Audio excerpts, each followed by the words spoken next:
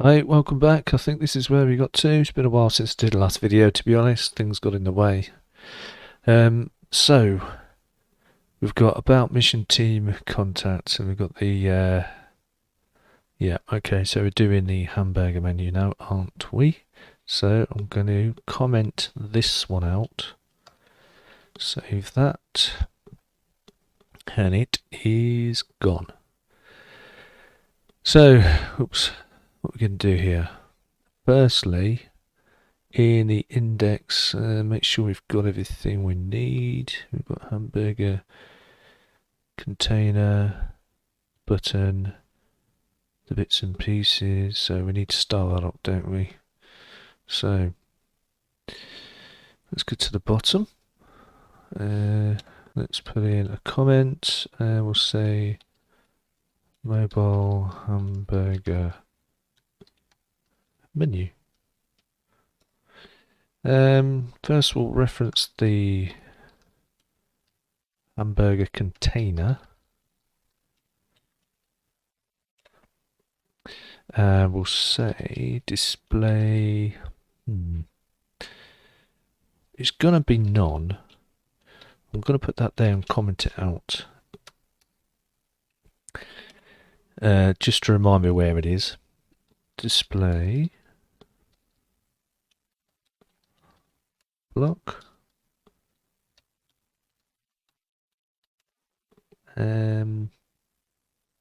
Yeah. Width 100%. Give it a height of 60 pixels. Yeah, yeah. And a position. Relative. There you go. Let's give it a box shadow like the other one has. Wow. And say X is 0, Y is 3, blur is 5, RGBA 000, and the opacity is 0.5. Save. Right, there we go. So that looks a bit weird. So we need to get rid of this one, don't we? Let's have a look. Let's put you on the bottom. So that is nav. Go into here.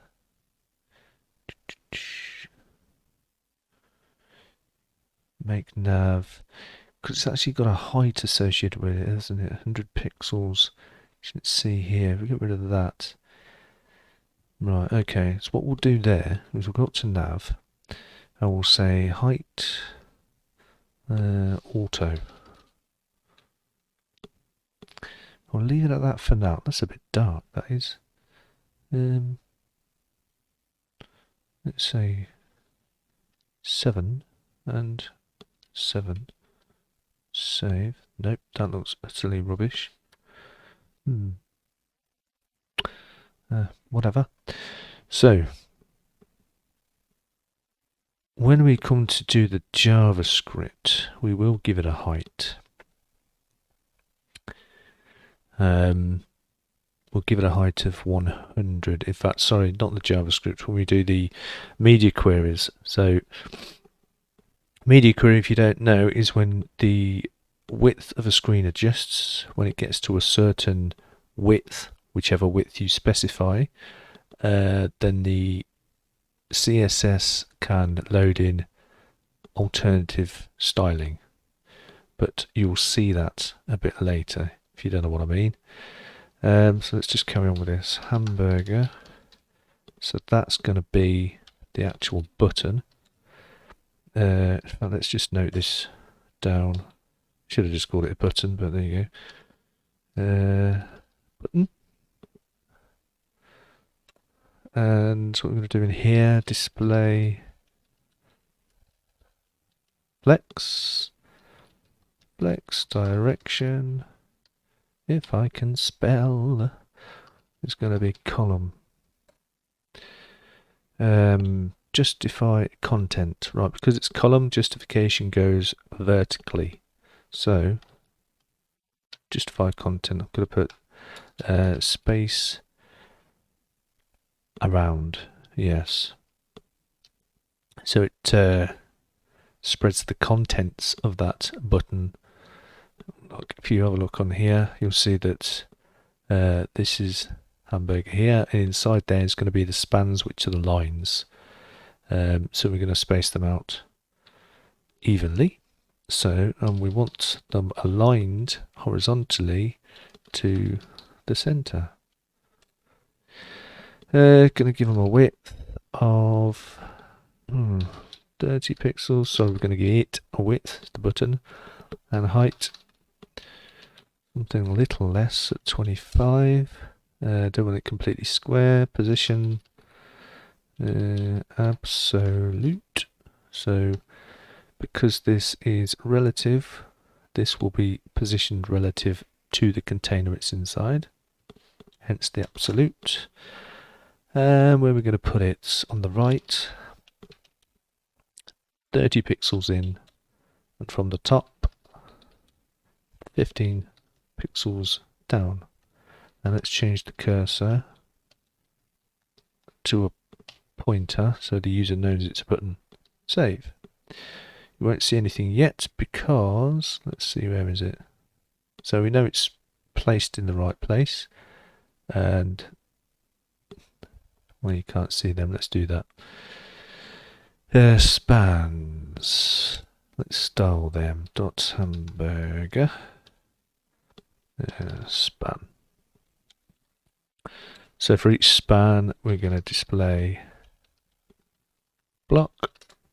Width is going to be 70% of its container, Hamburger.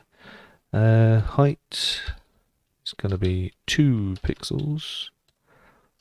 Don't want it to have a border because that'll add height to it. Border none. And then a background color of RGB. Did I use before? 59, 58, 58. Save. And there you go. As you can see, the cursor changes as well to tell the user this is a button. So there it is. So what do we need to do now? Probably the media query. Should we do that? Yeah, let's do that. So comment media queries. So at media is what we want. All, and here's where we put our width in. So max width 940. What's up in there? Right, so the styling will now go inside here. So put menus. So max width 940. I think actually what this is doing is it's saying apply the styles to anything that's 940 pixels or below. So anything over 940, that's the max width, then it will revert to the default styling up here. Now if you remember, we put a height here of auto. I'm going to change that back to 100 pixels. And there it is. So this will be a good demonstration of what happens. So if we do nav height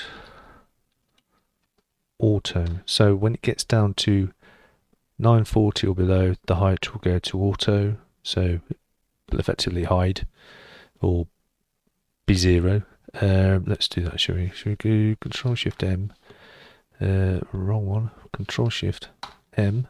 Let's get rid of that for a moment. So, how are we going to grab this? There we go. So, just going to move it down a little bit for a sec. Right, so you see it's 996, that's the width. Watch it when it gets to 940. Nothing happens. Beautiful. That's because we haven't saved it. Save. There you go. It's gone. So when we get above 940, it's back. There you go. So obviously above 940, this hamburger container will disappear. So it's one or the other. So we will get to that shortly. So what do we want to do? What do we want to do? Well, the nav has disappeared, so let's put that back. There we go. So we go down to... see? Because you go down to 940, its auto height is taking into consideration these elements here. So we need to do something about those anyway. So let's do nav ul. Let's take the list. What do we want to do with that? We want to display it vertically. So let's display flex. Not sure if we did that anyway. We did, so we don't need to do that again. So all we really need to do is say flex direction column. There you go. So that gives you a better idea of what's happening. So when it gets over 940, they come back. Right, okay. That's the power of flex, by the way. So what else do we need to do? Give it some padding, maybe? Padding at the top of 20 pixels. Position. Yes, we do need to position it because obviously we want to hide it when the button's clicked, so give it an absolute, and the top is going to be minus 320 pixels, and the width, we need to make it 100%, which it is anyway, but just to be sure. Background color,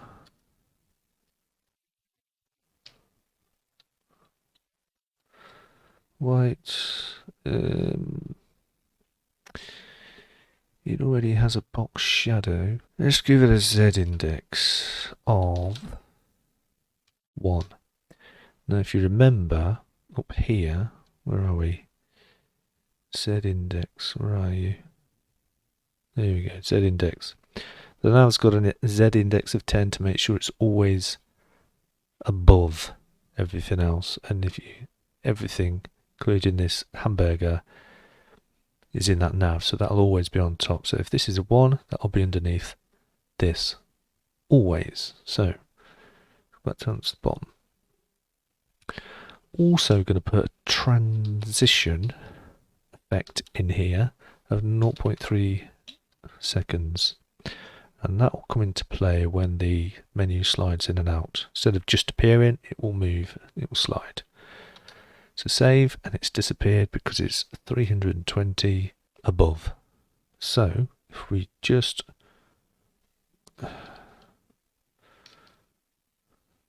say 120 down, save, there you go, there it is. But if we have a proper look at this, nav, main menu, there you go, it's full width, but the buttons aren't, so we need to sort that out. So let's just going to put in here minus 320 pixels, because that's what we need it to be when we get to, when we finish styling it up, because it needs to be hidden by default. So let's do yeah, let's put that in. Nav ul active. So when an active class is applied, then this is what's going to happen. And this active class can only happen if it's 940 or below. It doesn't really matter where you put this, to be honest, but this makes sense to put it there. Top 60 pixels, which would be, let's change this, save, so it'd be there. So that does need a box shadow, doesn't it? So let's do that. I know I'm going backwards and forwards, sorry. Box shadow 037 RGBA and 0.5. Save. There we go. That's got an Z-index of 1. That will change the Z-index of this in a short while. So, gap 0. So if you remember, we set the gap to 40. So there we go. So that's the active class. The JavaScript will add the active class to here. So it will toggle it on and off. So we'll press the button up here. JavaScript will say, okay, if this hasn't got a class of active, add it. And then this will be, well, this will overwrite this. These properties will be overriding the previous set values. And when you press it again, it will remove it, so it will revert back to as it was, which means that will be disappearing. I'm rambling, sorry. You will get it. When we get to the JavaScript, you'll understand. It's not too much JavaScript, so don't worry. Nav, ULLI. So we want to put them in the middle, don't we? Text align center. There you go, back in the middle. What else do we want to do? We want to actually style the actual links themselves, don't we? So let's do that now. ULLIA. And what should we do? Display block. And it should be width 100% anyway if it's a block, but let's make sure. There we go. Let's just move this out of the way.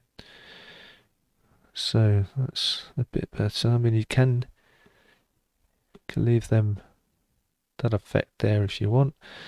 There's a bit of a gap between them as well. Right. Don't worry, it will all fall into place. So, nav ULLI hover. So let's change that. Let's make border color transparent. Okay, good.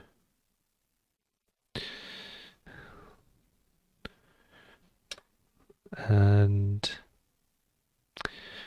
that contact button does not need the corners rounded now, does it? So let's do that. Nav ULLI contact border radius none. Save. That didn't work. Why didn't that work?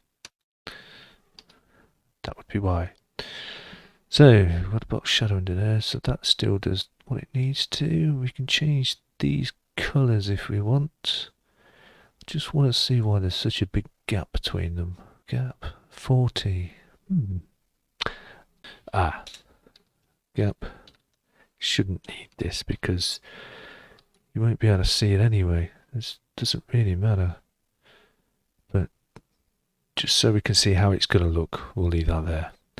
Right, the container. So this here, where is it? Hamburger container. Oh, that's actually the button, isn't it? So, well, we want to display it, don't we? Because it'll be hidden otherwise. So, when we get down to this side, size, width screen, we want to display that hamburger container. The hamburger container being this. So, let's give that hamburger container a Z index 2. That's better, because 2 is above 1. We gave this a Z index of 1. So, yes, that's better. What else are we going to do? Well, yes, we're going to display it. Display block. Basically, we need to see it. Background color, we're going to give it a background color so we don't see the menu disappear behind it. Don't know what I mean by that, then I'm going to comment that out for a second, which I've spelt wrong anyway. There we go. So we gave this, I don't know, -20. As you can see, you can see through this container and you can see the links. If I give this a background color, you can't. So that's why we've done that. What was this, 60? Yeah. Okay, right. What next? The button. We need to see that as well, don't we? Hamburger. Display next.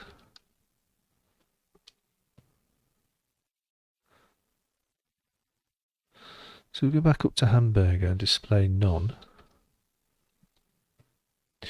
So when you get to a little wider, it's gone.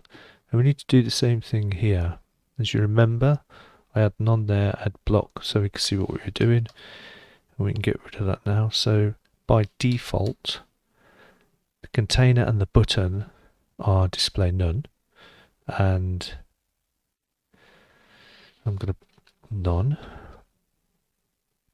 And then dot hamburger span display block. So this is our normal menu. That is the width of our screen. We come down to 940. And as you can see, it changes. So we've got our button, our other bar, and our menu is now vertical. Still does all the same stuff. We don't really want it to do that. So transition. What are we going to transition? I'm going to leave that out for a minute because that's confusing things. There you go. Right, to the next one, we're going to get down to the nitty-gritty of the JavaScript, just so this button works. It will toggle this menu on and off. Don't panic, it's very easy. So I'll see you then.